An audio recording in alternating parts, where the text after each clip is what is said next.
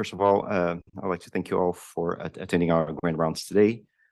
It is my pleasure to present this special event, which is sponsored by the Chenevert Family Brain Tumor Center at Yale. And today we have the pleasure to welcome Dr. Sigrid Nachtergaele, and she is an assistant professor of molecular, cellular, and developmental biology. She received her PhD from Stanford University, and during her graduate work in the laboratory of Rajat Rajati, she developed novel chemical tools to study the hedgehog signaling, uncovering new modes of steroid-mediated regulation of this critical developmental pathway. She was a postdoc fellow with Ron Hay at the University of Chicago, where she set out to identify novel chemical modifications in mRNA and uncover their functions. Her lab at Yale is working on numerous aspects of RNA-mediated regulation of cell signaling, and their current focus is on uncovering the regulation and function of chemical modifications on RNA. She was awarded a Demorunian postdoc fellowship and subsequently a Demorunian Day Frey Award for Breakthrough Scientist for this work. And more recently, she was awarded the Distinguished Scientist Award from the Sontag Foundation to reward her work in brain tumors. So please welcome Dr. Nachtergaele.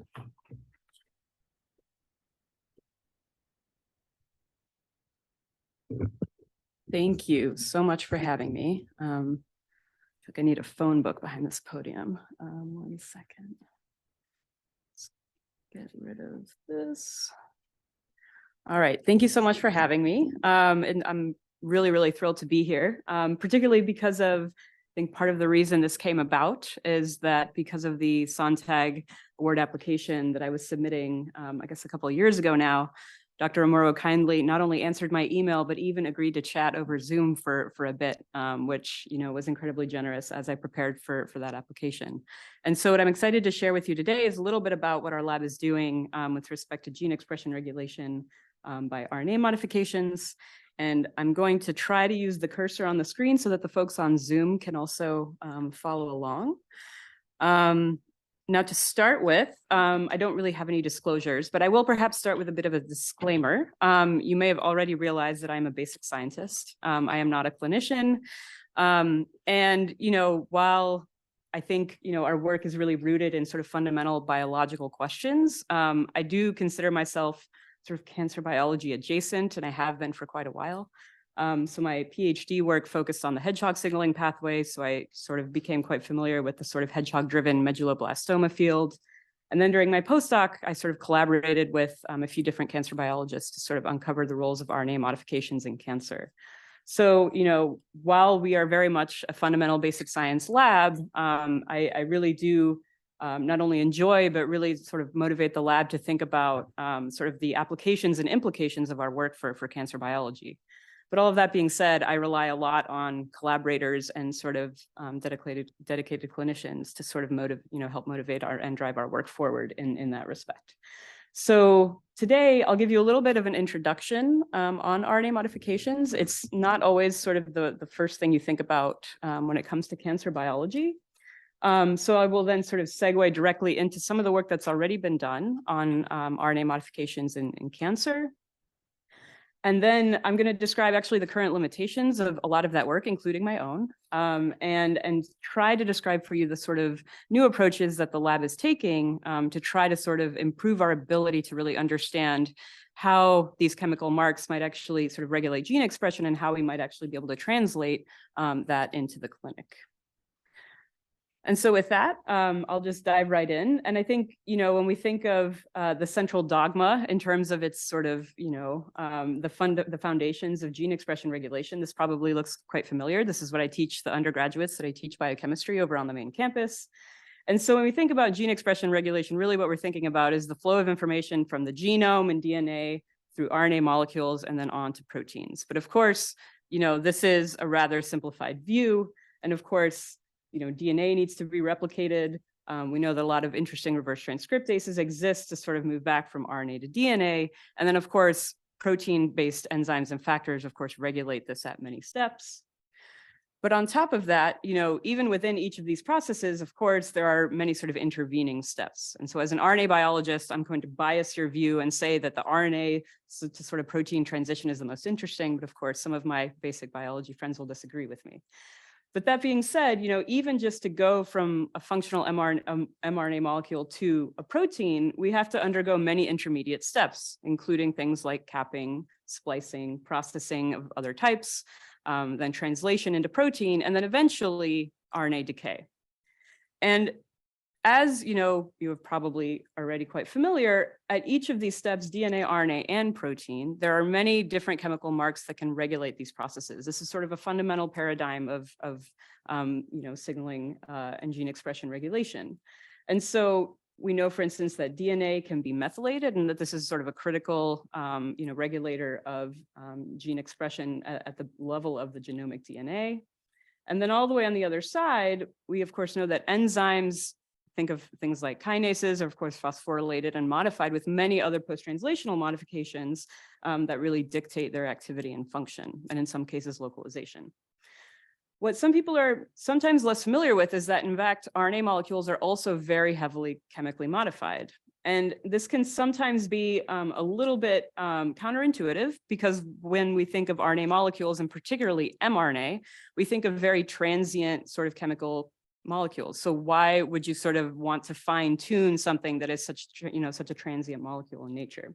But it turns out that RNA actually carries over 150 now known RNA modifications, and I'm showing you just a very small subset of them here.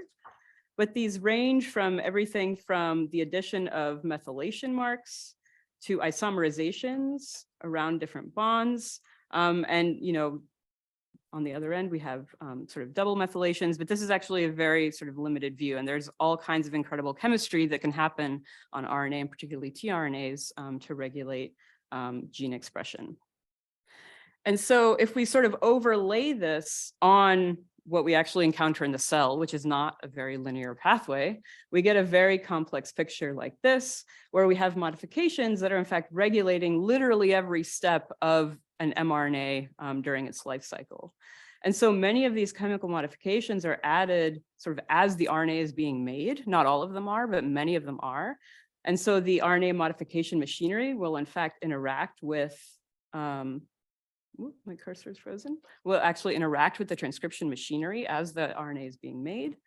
The RNA, most mRNAs carry a 5' cap that is in fact derived of numerous modifications. And then every step along the way, from splicing to polyadenylation, export, all of this sort of modifications have been implicated in many of these processes. Their exact functions we don't always know, but we have sort of evidence to suggest that modifications can regulate every step of this process. Once an mRNA gets exported, modifications can impact the association with translation machinery. So the ribosome itself can in fact detect sometimes modifications at or near start codons. And then something that's going to come up a few times today, RNA modifications can also regulate mRNA decay. And now this picture is actually only focused really on mRNA. It turns out really all RNAs are modified really across all kingdoms of life. But for the purposes of today, we're mostly going to be focused on mRNA. And so when you zoom in very, very far down, really at the sort of chemical level, really what's going on here is that these small little chemical moieties can in fact dramatically change base pairing patterns. And so just as an example, at the top here, I'm showing you an AU base pair and a few examples of different modifications and how they would sort of impact base pairing at the chemical level. And so the addition of a methylation group here, an N6 methyladenosine, which is abbreviated M6A, can slightly destabilize this base pair. If you actually shift that methylation group over just a bit, you actually get something that completely impedes base pairing altogether. And then so on and so forth. You can imagine that as you increase the chemical diversity, you can really impact RNA base pairing and structure in a really wide variety of ways. But at the sort of functional level, zooming back out a little bit, what does this really mean? And so what do these modifications actually do? So we're going to focus mostly today on one RNA methylation mark, N6 methyladenosine, which I'm showing on the top left here. And it's a great example for a lot of reasons, but one of them is that we can actually ascribe some very specific mRNA regulatory mechanisms to this specific mark. So this methylation mark is installed by a complex of a methyltransferase complex that contains metal 3 and metal 14 proteins, as well as some other accessory factors. And it can be removed by demethylases, 2 of which I'm showing you here, called FTO and ALKBH5, essentially making this sort of a reversible process. You can add a methylation mark, you can remove it back and forth. But the consequences of this particular methylation, particularly near the 3' end of mRNAs, is really interesting, because in fact, that mark alone is sufficient to sort of recruit deadenylation and decay machinery to mRNAs. And so essentially what happens is this methyl mark is specifically recognized by multiple different proteins, but in many cases, this protein called YTHDF2. And in that process, YTHDF2 then recruits the deadenylation and decay complex, which effectively means that this mRNA is destabilized. Not necessarily at the chemical level, but because the actual decay machinery is getting actively recruited to this mRNA to decay it more quickly than it would if it was not methylated. And so this, it turns out, can then coordinate with other modifications. So what I'm showing you here is an example actually from development. This is, for those of you that are interested in developmental biology, the maternal zygotic transition in zebrafish development. But really, this is applicable to many other situations as well. And so what can happen is you can have, for instance, in this case, a subset of genes, in this case, the maternal genes that are marked by this M6A mark. That decay machinery is then recruited at the appropriate time in development, causing a drop in the levels of these maternal transcripts at the time at which the zygotic genes are the ones that are supposed to be activated. So to facilitate this transition, essentially maternal genes are being decayed by the presence of this mark. But there's a subset of transcripts in this context that actually need to be maintained and stabilized through this process. And it turns out that these, the subset of transcripts is actually marked by a different modification, in this case, 5-methylcytidine.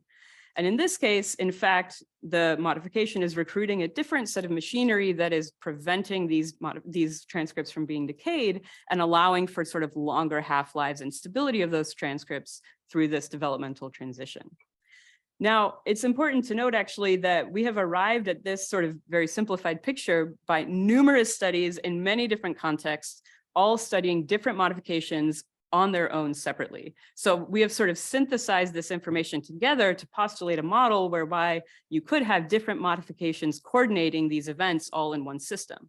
But I will point out that we actually don't have the power, for the most part yet, to actually detect all of this sort of in real time, with multiple modifications at once. But you can imagine that this kind of decay mechanism would not only be important for something like development, but also in cases of disease. And so as soon as this sort of decay mechanism was discovered, we had an explosion of work in many, many different areas, but particularly in various sort of forms of cancer. And so I'm showing you just a subset of papers here, most of them not mine, but one of them is, and I will sort of use that as an example. But essentially, by studying these different modifications in multiple different types of cancer, it was sort of realized that it might be that these modifications are also regulating transcript stability of critical oncogenic or tumor suppressor transcripts in the context of cancer. And so what I'm going to do today is sort of use one of these studies as an example, this one here, which is actually done in AML, but for reasons that hopefully will become clear are sort of relevant to some of the brain cancer work we're hoping to do as well. But really, this is just sort of to give you a snapshot of sort of what we have learned, but also the significant limitations that we still encounter in this field. And so this story started, this is a collaborative effort. I was sort of, I was a postdoc in Chuan He's lab, and Jianjun Chen was working on a big project, essentially trying to characterize the roles of N6-methyladenosine in AML. And they stumbled on sort of a really interesting observation with respect to R2-hydroxyglutarate, or R2HG, which at the time was sort of thought to be an oncometabolite.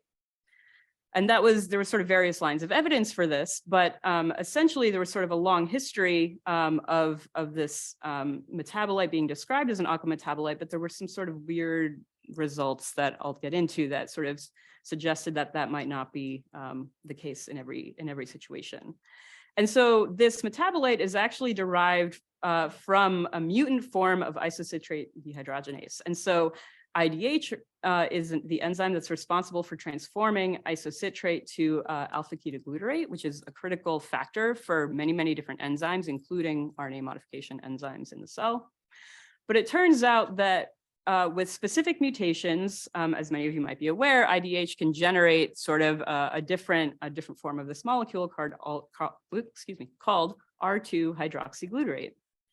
So it turns out that this particular form of this metabolite, R2HG, can in fact compete with alpha-ketoglutarate at many of the sort of enzyme sites that require alpha-ketoglutarate for activity. This includes cofactors for many different enzymes, including histone, DNA, and RNA demethylases, which, if you've encountered any sort of gene expression analysis of cancers, we know that many of these are dysregulated in many different cancers. And so sort of combined, we can sort of imagine a scenario where the presence of suddenly, a much higher level of this metabolite, R2HG, could significantly impact gene expression patterns based on the fact that it would sort of compete with these enzymes that are modulating all of these different groups. And so what was interesting about this particular study, and when they sort of like roped myself and a few other people in my postdoc lab in on this project, was the sort of interesting observation that when they just took a panel of AML cell lines, so these are grown in dishes in culture in the lab, there was a pretty striking difference in how sensitive they were to the presence of this metabolite. And so there was actually a panel of about maybe 3 times the size in the paper. And because this is published, I'm not going to go through sort of all the data, but I'm going to try to give you sort of the snapshots to sort of give you the idea. So in just this subset of cells, we can see that there's quite a few that are sensitive in the sense that the size of the circle means how many cells are still viable. And so at an early time point, which is in gray, you can see all the cells are viable. But when you treat with R2HG, the different colors are different time points. And you can see that dramatically the circle gets really small really quickly. And so this suggests a cell line that when you add this oncometabolite, a lot of cells die. But on the flip side, you can see in the bottom row here that there are actually quite a few that are also quite resistant to this. So despite using the same time course, the same dosing, we have different cell lines that ostensibly are the same thing, but of course we know that they're not.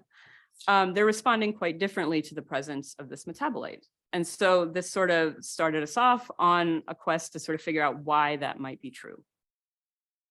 And through this process, the Chen lab noticed that one of the enzymes that was particularly dysregulated across cell lines that were sort of sensitive and resistant to this metabolite was this enzyme FTO, which you might recall was one of the demethylases that I highlighted. So FTO removes the M6A mark from many different mRNAs. And the sort of predicted outcome of this would be that you would have more M6A left on transcripts because you've sort of inhibited the demethylase. So that's a relatively simple thing to test. And so we can measure these modifications by various different means. The data I'll show you is a mass spec based measurement, but we did this by other means as well. And so when you measure the levels of this M6A modification, we always normalize relative to the unmodified A. So that's sort of what this ratio here on the y-axis shows. You can see that when you treat with drug for sensitive lines, you see this small but sort of reproducible increase in M6A levels like we predicted, whereas it was much more variable in the resistant lines and there was certainly no sort of consistent effect. So this was potentially intriguing, but it still didn't really explain everything. And so we sort of turned to like, why would the presence of this metabolite actually have such an impact?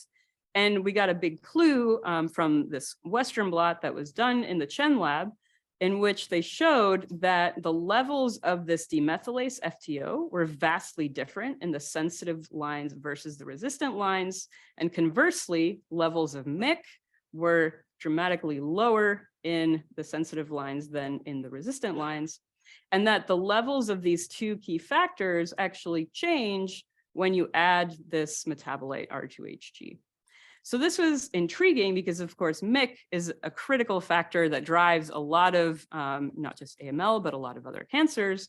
And so we wondered whether we could sort of turn a sensitive line into a resistant one purely by increasing the levels of MYC in the cell. And it turns out that you can actually do that. And so I'm just showing you one snapshot here, but this NOMA1 cell line was one sensitive cell line where essentially the red lines represent just no sort of additional MYC, just at baseline. And when you add the R2HG, you can see that there's a drop in the ability of the cells to proliferate. When you exogenously just add a bunch of MYC expression to the cells, you can see that you can make them more resistant to it. So this is just one snapshot, but this is sort of the model that we sort of, took out from this. And I will say that there was a whole bunch of sort of mouse work done as well that I was not involved in and that I'm not showing. If you're interested, you are welcome to check out the paper. But all together, we sort of settled on this model where perhaps the relative levels of the demethylase and MYC were sort of essentially dictating where on a spectrum of R2HG sensitivity these cell lines were. So the idea would be if you have a lot of MYC transcripts floating around, you add R2HG, that inhibits FTO, you have less demethylation, you get MYC target gene expression. Because essentially M6A levels are lower, transcript decay is lower, meaning overall MYC levels are high, and so the MYC itself and its target genes are highly expressed.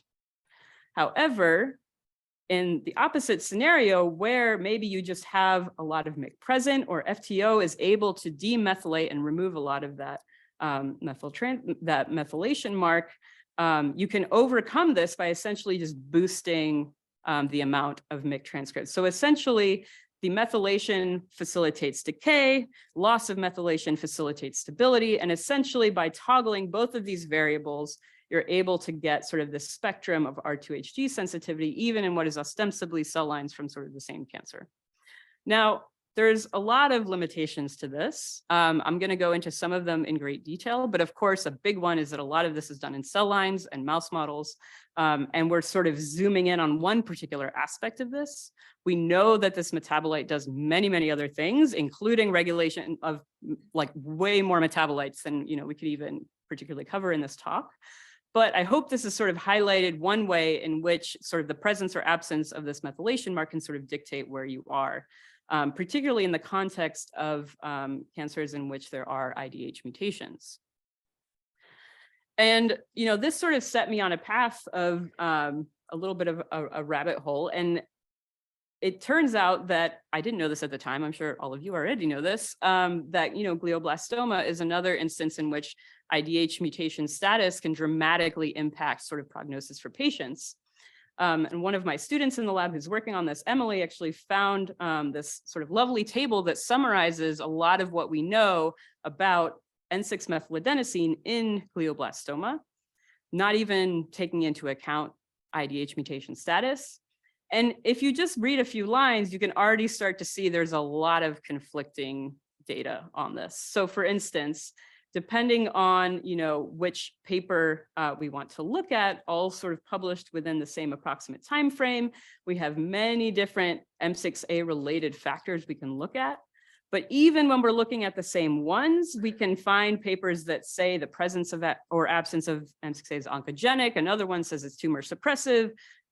Different target genes are being explored, MYC, SOX2, FOXM1. Essentially, there's very little concordance among any of these. And that's not to say that they're wrong, but I think it sort of reflects that depending on exactly, let's say, what cell line or what system you're using, if you have something like a spectrum of sensitivity or just differences in gene expression, you can arrive at this very confusing pattern of data that I am not a clinician, like I said, but I would assume that this doesn't exactly scream confidence to you that this is something that, maybe would be interesting to pursue in the clinic. And so this sort of motivated me to think a little bit more about why we might be getting it, not necessarily so wrong, but why are we so confused by this? And I think a lot of this comes down to the approaches that we're using to study these problems.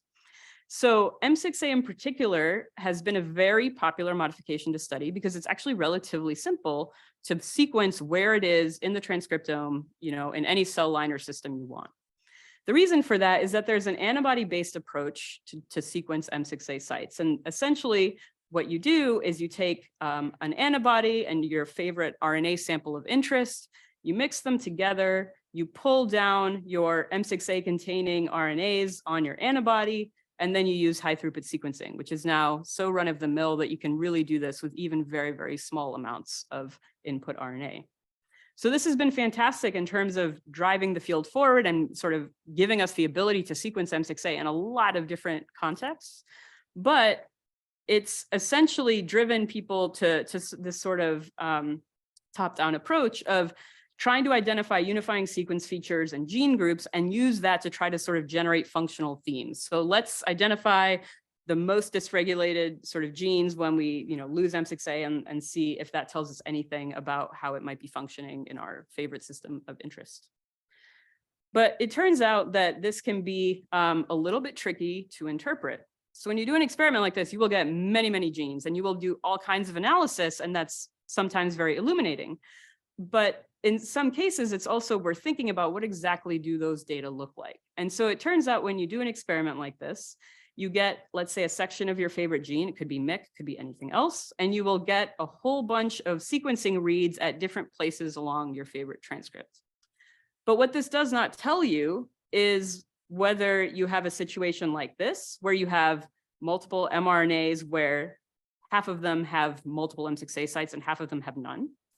Or you could have a situation like this, where actually all of your transcripts have M6A on them, but in slightly different locations. You might think that seems like a bit of a detail, like why do we care? But it turns out that that can actually have very profound functional consequences in terms of how you interpret the data. And so for instance, this might actually represent functionally two different transcript pools. It could mean that one of these pools is getting localized to a specific place or getting decayed, and one pool is not. And conversely, this could actually just mean that, the exact site of the M6A doesn't matter. It just has to be somewhere in this vicinity, and then it'll have the same outcome. But we can't sort of disentangle these two things with a simple IP sequencing experiment. And that's not to say we haven't made improvements to these methods. We have made a lot of improvements to IP-based sequencing that allow you to get more precise sort of location data. But a lot of those are not easily applicable necessarily to very low abundant samples, which might sort of be clinically relevant.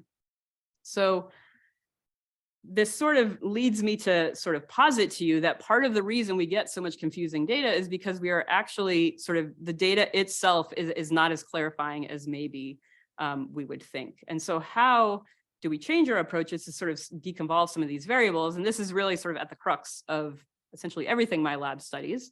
But we sort of apply this in a lot of different ways.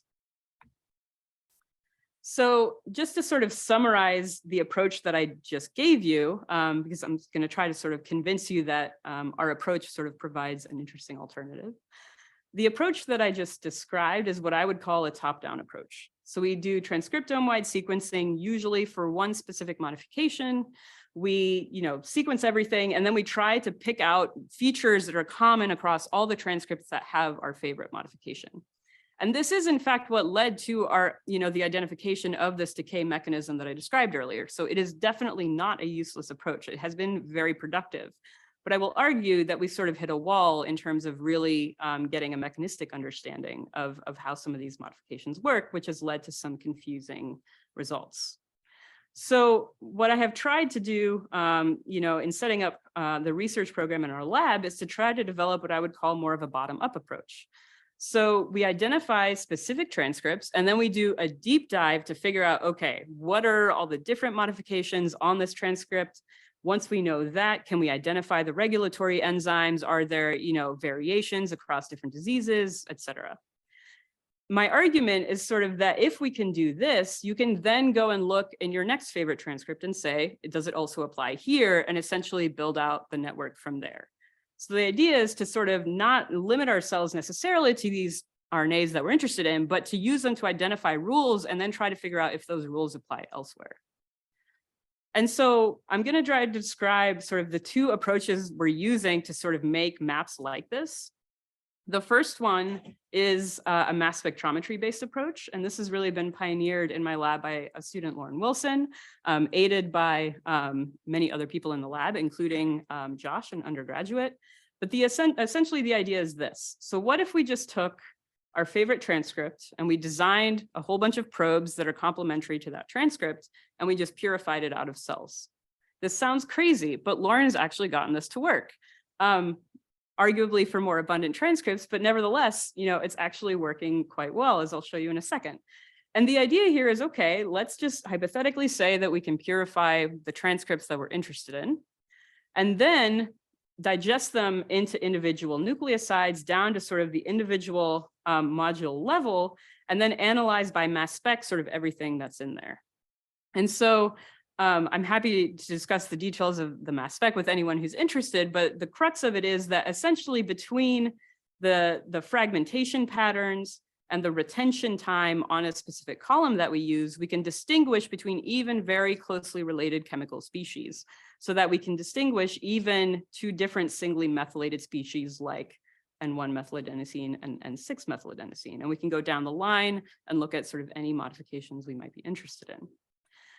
And so this has turned out to be relatively fruitful, as I just alluded to. And so we're starting to do this admittedly with very abundant transcripts. And so the data I'll show you is for a very abundant, but very, very big long non-coding RNA called NEAT1.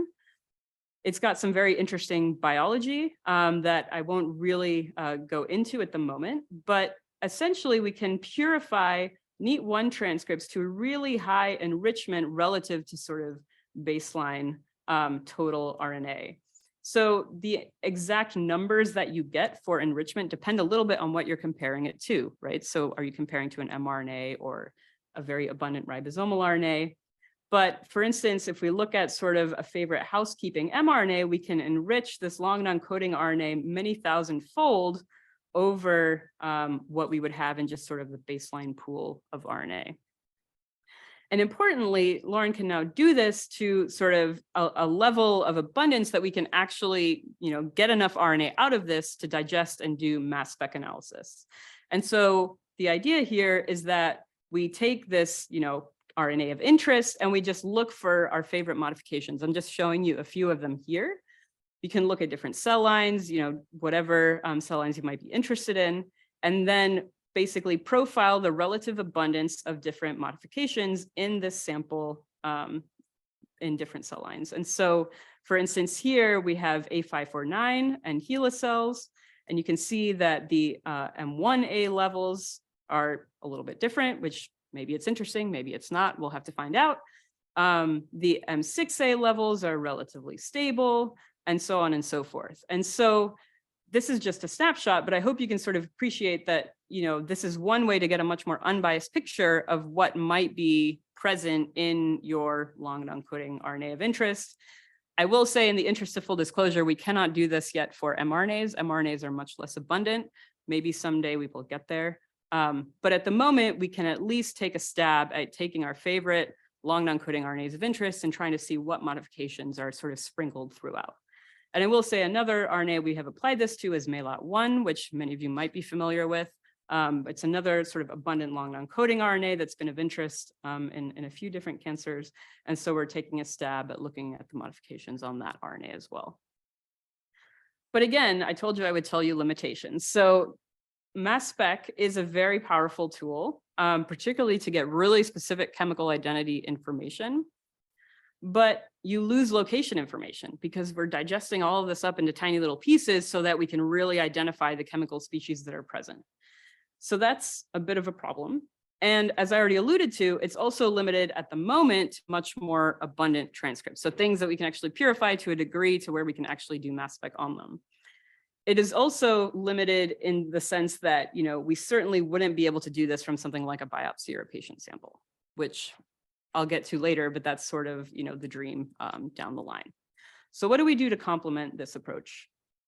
So this is where we turn to a sequencing-based method. And this is actually where I've had the tremendous good fortune to work with another member of the department, Anna Marie Pyle. Her lab is just down the hall. We've got a fantastic sort of RNA wing in the Yale Science Building. And they discovered and characterized this interesting reverse transcriptase enzyme called marathon.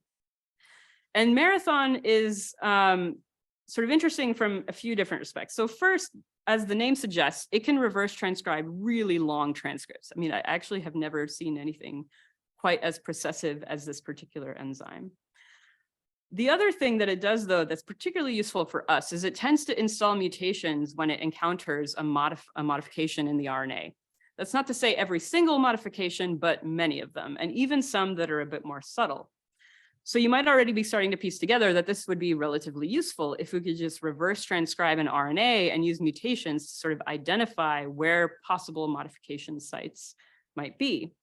Now, the one caveat here is that we can't always tell the specific modification just based on the fact that there's a mutation there. There's a lot of different ways you can get mutations. But the massive benefit of this type of approach is that you can do it even for mRNAs that are not very abundant, because for a reverse transcription reaction, you need much less than something like for mass spec. So Dorothy in the lab has been the one really pioneering this approach. And as you can see here, so this time I'm using BRCA2 as sort of an example of an mRNA of interest.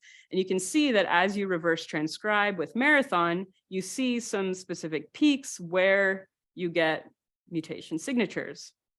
We thought we knew what these mutation sites represented. We're actually a little bit less sure now, which is why I'm not telling you the identity of the modification, because we're still trying to work that out.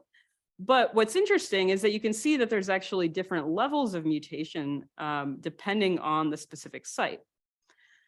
As I said, though, an important caveat here is you can get mutations by a lot of different routes, including, of course, because the genomic DNA might be a little bit different than your reference. And so here you can see that we've actually just picked up a SNP. You can tell that actually, you can almost predict that based on the fact that it's so highly modified. But then these others, you can see there aren't really sort of concordant DNA-based mutations. And so we're sort of trying to follow up what those modifications might be. And so you can see that there's sort of an iterative process where you could essentially either identify potentially interesting modifications by mass spec in the favorite RNA, and then try to use sequencing based on that knowledge to identify where they are. Or you could start with sequencing, identify specific sites on a transcript of interest, and then try to work out what the modification is, either by mass spec or sort of another, orthogonal method. But by iterating this process, the idea is that basically you can get sort of a map of an RNA of interest. And really that RNA could be anything. I'll tell you a little bit about the ones that we're working on at the moment.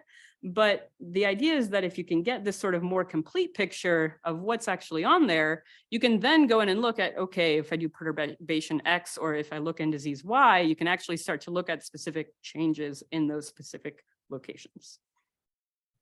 And so what are we actually trying to do with this? So there's a lot of different applications I envision. And this is where I probably should have put a disclosure at the beginning that says, I would love always perspective from clinicians and more translational researchers for sort of interesting targets to look at. But I'll tell you a little bit about the ones that we are looking at.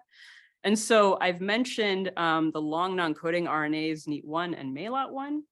These are sort of our first model transcripts, let's say, for the mass spec approach, because they are abundant, they are big, and there's some interesting biology associated with them, which means that once we have modifications of interest, we can go in and try to perturb them. We can go look in, hopefully, either sort of more disease relevant samples than just cell culture lines, and actually go and look at whether these changes actually translate to samples that are a bit more directly translationally relevant. We're also interested in sort of mRNAs like BRCA2, but many others that we can use to sort of highlight the sequencing approach and essentially, again, go in and find some interesting modifications, try to perturb them and monitor how they change under different conditions. But I think thinking sort of bigger picture, what these approaches sort of allow us to think about is to actually monitor changes and modifications in real time. And so a problem that we're sort of starting to think a little bit about, this is driven really by Emily in our lab, is can we actually, look at instances of things like drug resistance, where we're sort of used to thinking about DNA-based mutations that are making a protein resistant to the drug that's targeting it. But are there other changes beyond that that we're missing that we could actually sort of use either as biomarkers or diagnostics or something else that we could actually either, target or at least use to monitor the development of disease sort of at the RNA level? The consequences of IDH1 status are really unknown here. And this is really where I think where we've become sort of really interested in glioblastoma for a few different reasons. One of them is this sort of huge dichotomy with IDH1. But another is that, it's a disease in which, at least based on what I've read, and I'm happy to be corrected, there's actually a fair amount of evidence that a lot of drug resistance isn't really happening based on mutations at the DNA level, suggesting that there might be some really interesting things we can look at the RNA level, including things like modifications that aren't really driven by, DNA mutations specifically. And so hopefully I've convinced you that what we're doing is sort of somewhat feasible and interesting. I think moving forward, we definitely have a really strong interest in glioblastoma, and this is sort of what the Sontag Foundation has sort of funded us to look into, thankfully with the Brain Tumor Center's support and guidance. But we're really interested in sort of applying this across all different types of disease and other cancers in particular, because I don't think that our approaches are necessarily going to be limited to, glioblastoma specifically. But, I'm hoping that with a little bit of discussion, or maybe I've piqued some interest in some of you here, that maybe you can give us some great new ideas and spark some new collaborations to work on this moving forward. And so with that, I would just like to acknowledge the people that are actually doing the work in our lab. And so I think this is a up-to-date picture for the most part. So we are mostly graduate student lab, but we have undergraduates and postgraduate researchers working with us as well. We're supported by a tremendous team of collaborators, both in Anna Pyle's lab, but also Brent Gravely and Emmanuel Saliba. We have a joint NHGRI grant to sort of study, develop methods to sort of sequence modifications more broadly. We're also very grateful to our mass spec support in the Yale Chemical Biology Instrumentation Center. And of course, our funding sources through the NIH, the Hood Foundation, and the Sontag Foundation that I already mentioned. We've got also great support from the RNA Center at Yale, which is a great community. But of course, I would definitely like to thank the Cancer Center, not only for the invitation to actually come in and talk to you a little bit today, but it was the most pleasant surprise when I emailed Dr. Amuro about this sort of like random, hey, I'm writing a grant about brain cancer. Like, would you be willing to chat and maybe talk through some of these ideas? It was a fantastic interaction and great conversation. I hope this is sort of a productive collaboration in the future. And with that, I'll just leave it there and I'll take any questions you might have.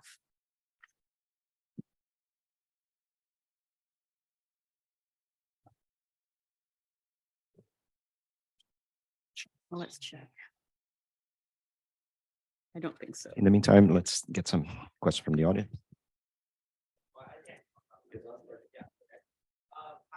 That was an amazing talk. I did have two questions, though, kind of one general question, one more specific methodology question.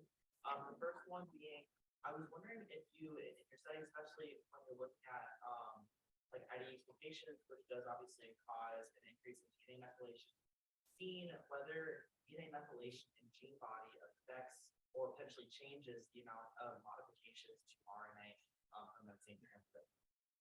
That's a really great question. That's actually a PhD project in our lab, essentially. Not exactly that, but yes, so that's a fantastic question. So for the people on Zoom that may not have caught the question, the question is essentially about the sort of effects of methylation status of DNA on sort of RNA modification status. So at the moment, there's a lot of correlative evidence suggesting that either DNA methylation and or histone methylation could impact sort of the presence or absence of specific modifications. And then that will, of course, correlate with sort of gene expression. But we have a bit of a chicken and egg problem. I think intuitively, you would assume that the DNA level stuff would impact the RNA level stuff and only in one direction. But it turns out that that's actually maybe not true, and that there's sort of interactions between sort of chromatin, transcription machinery, modification machinery that may be actually going back and impacting chromatin. So the short answer is yes, it likely is impacting it. We don't exactly know how. But one way that we're trying to study this is to look at the co-transcriptional regulation of different modifications. And if we can figure out kind of exactly where they're put on, then we can go and tinker with the DNA and then figure out if it's still happening or not. Yeah. My second more like method question is when you guys were validating Emily's work, you guys use like, I don't know, like SRGs with metal 3, metal 14, and be able to detect the decrease in MCA or anything as well. Yeah, so we always try to validate sort of in multiple different ways, not only sort of loss of the enzyme, but also loss of the modification. It turns out, so the short answer is yes, we do. The tricky part is that oftentimes we're dealing with very small changes. And actually in the case of metal 3, it's even worse because it's an essential gene. And if you lose it for too long, cells are dead. So we do our best to sort of tune the perturbation so we can get a change in modification, but not, lose everything. But I will say that actually one thing that we've been trying to work out, though it's been very, very difficult, is to use these sort of CRISPR-Cas based systems to sort of target enzymes to specific modification sites. So the idea would be you take a dead Cas9 or a dead Cas whatever, there's like 10 of them now, I think, that are essentially trying to tether enzymes using this machinery to a specific place using a guide RNA. And then the enzyme is around and should essentially just be removing a modification at that specific site. We're trying some of these systems. We haven't gotten all of them to work very well yet, but that would be sort of a much more targeted and much better way to look at sort of very specific modifications. So yeah, good questions. Yeah.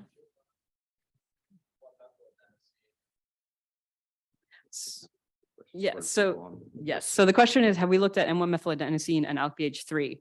Yes. I actually didn't talk about the M1A work. I have a long history with that modification from my postdoc, actually.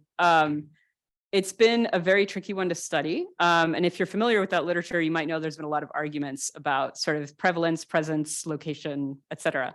And so I tinkered a lot with ALK-BH3 as a postdoc. And the sort of odd thing that I stumbled on, and I think this is like buried in the supplementary figure, whatever, of that paper, is it was strange because when I overexpressed ALK-BH3 in cell lines, you can see so you see an increase in ALK-BH3, you would expect a decrease in M1A, and we did see that. But when we knocked down ALK-BH3, we did not see the sort of reverse.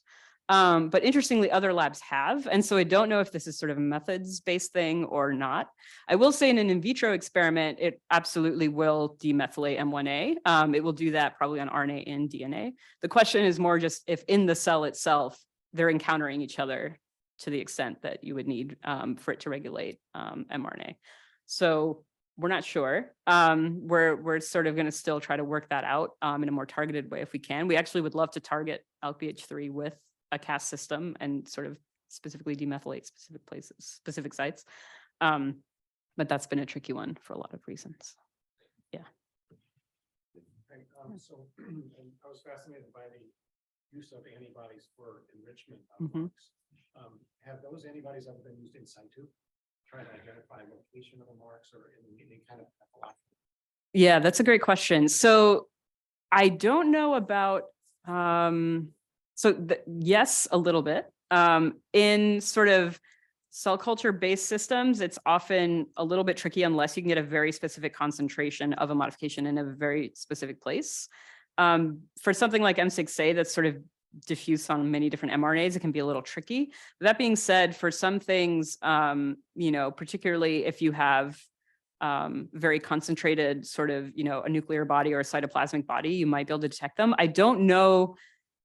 Various people have tried and to sort of varying success. I think it's something we need to look at a little bit more. The other tricky thing with these antibodies is it turns out they're not all super specific. And so then we can't interpret whether the signal we're getting is actually because of that modification or just it's binding to a lot of things. So it's something we still need to work out. But there have been some interesting methods trying to sort of use proximity-based, akin to a proximity ligation-based strategy where, if you can bridge two things together to kind of combine an antibody with something else to tell you that that mark is there with some success. But the imaging-based methods are a little bit behind, I would say. Yeah. At the beginning, you showed how RNA modifications impact base pairing. Mhm. I was wondering if that's drastic enough to affect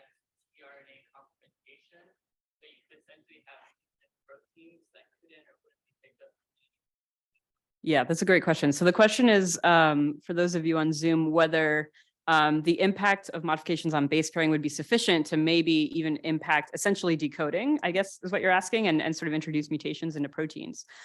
There is certainly evidence that the presence or absence of modifications can impact at the very least, sort of start codon usage, and to some extent, a little bit of decoding. I'm not as familiar with the translation literature. There's certainly evidence for it in sort of in vitro translation systems. In vivo, it's a bit harder to tease apart. But if you're interested in that literature at all, actually, Shalini Oberdorfer's lab has done some really amazing work on AC4C and how it sort of dictates start codon usage through sort of base pairing interactions.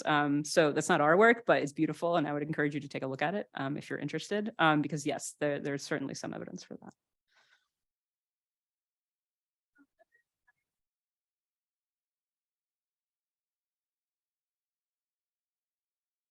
So the question is the time scale of RNA modifications and and how that sort of relates to chromatin and things like that. So this is something that we're still trying to work out.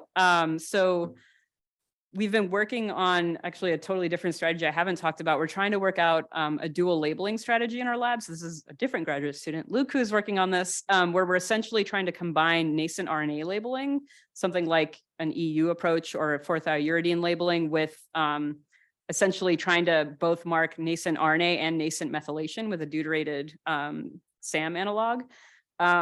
We haven't been able to pin down the kinetics. I have some very preliminary data from like way back in my postdoc that this can happen within minutes, but it's very hard to catch the dual sort of label. And so that's something that we're still working out. We're hoping that that will be working soon, but that's exactly the question we want to answer, because we don't know if the timescales are relevant yet because we can't pin them down yet, if that makes any sense. Yeah. Mm-hmm.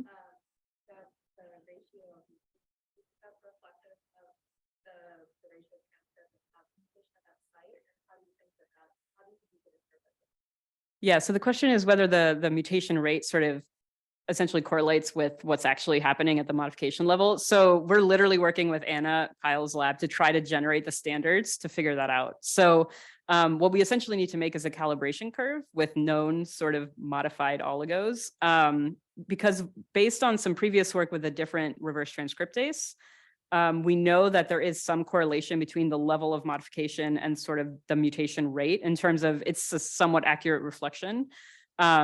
Because, you know, it's reverse transcribing not just the modified pool, but also the unmodified pool. So there should be some concordance.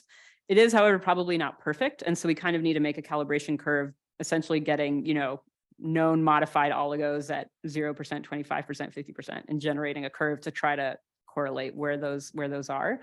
Based on some really early work in our first M1A paper, that for M1A, we know that mutations are usually relatively strong. And in that case, M1A tended to occur at about 20% of its given transcript pool. So like if you had a favorite transcript that was M1A methylated, on average, it was about 20% methylated. We never figured out what that means though. We don't know if that means most of it's being decayed or, you know, anything like that. But we're still working that out.